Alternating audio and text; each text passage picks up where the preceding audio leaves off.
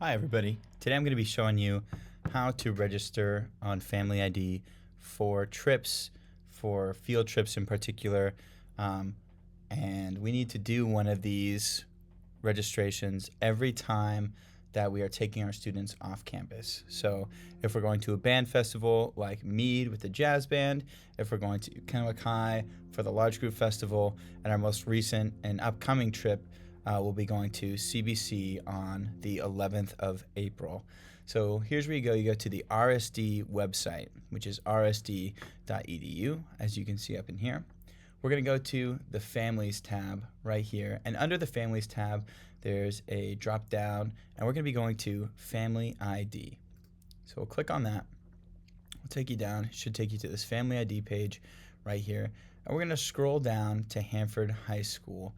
This will make it a little bit easier to navigate, and we'll just pop in here to Hanford High School. Okay.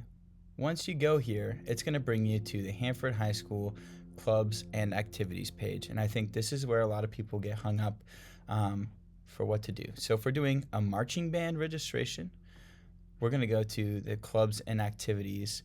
But for everything else, we're going to be going to the 2024-2025 Hanford field trips. Okay, so we're going to click on this here.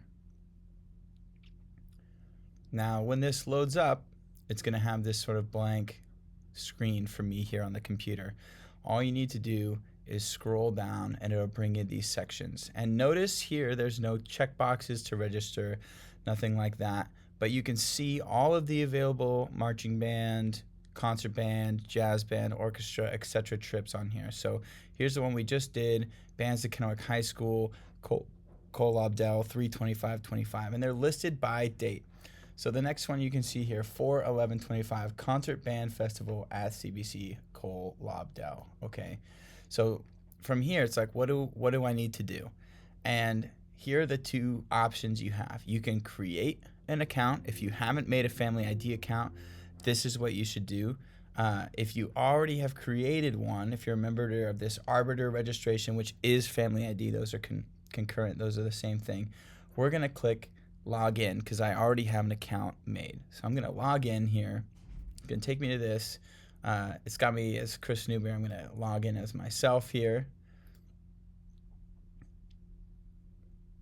And then what it should show you is this screen again, but if we scroll down, there's now a checkbox next to the trips. Okay, so we're coming up, we're going to 4/11 bands to CBC. So we're going to scroll all the way down, and you can do multiple trips as well. So if I wanted to do the wind ensemble trip, I could click on it here. I could go 325 band trip.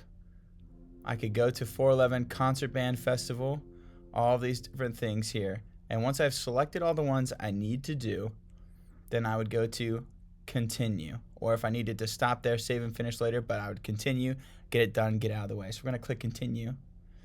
And it's going to take me here. It's going to say required information, right? This is where you, as the parent, will put your participant, okay? So if you have multiple students, you can put a new participant. But this is where you put your student's first name, your last name, phone number, contact, grade, your relationship to them, emergency contacts, doctors, right? And this is in the case allergies, concerns, medications. This is for our health team here, our nurses, etc., to be able to check all of the students before they go on a trip and make sure that as the teacher, I have the appropriate medications, I have the appropriate health knowledge of any of my students, so that way we can be prepared in the event of anything happening. Anti-hazing agreement, you have to do this. This is your student. All of this stuff you need to do, okay?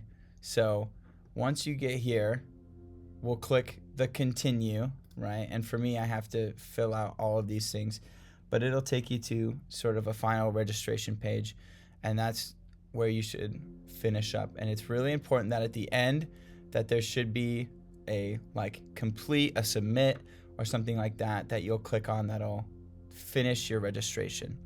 And the last part that is really the most important is on the last page, there will be times where the system will ask if you would like to create a duplicate registration. And what that means is you've probably done all of these forms before, and there is an account for your student that exists already, that it's either logged into in a different way or something like that. And it'll ask if you want to create a duplicate registration. And you should. For some reason, it brings this up when it shouldn't. And a lot of times that is where we'll run into issues, is a student saying, oh, it says when my parent tries to complete the registration that I've already registered, and oftentimes that means you're not registered. So create a duplicate registration. It won't do anything different except make sure that your student is registered. We'd rather have you registered twice than not be able to go on the trip. So it's really important that you wrap that up appropriately, and you should be able to do all of these things as they come out. So for the rest of the year, all we have left is our 4/11 Concert Band Festival at CBC. And this should be the last thing that you have to do a student ID registration for. So thank you very much. Hopefully this was helpful. And thanks for watching. Okay, bye-bye.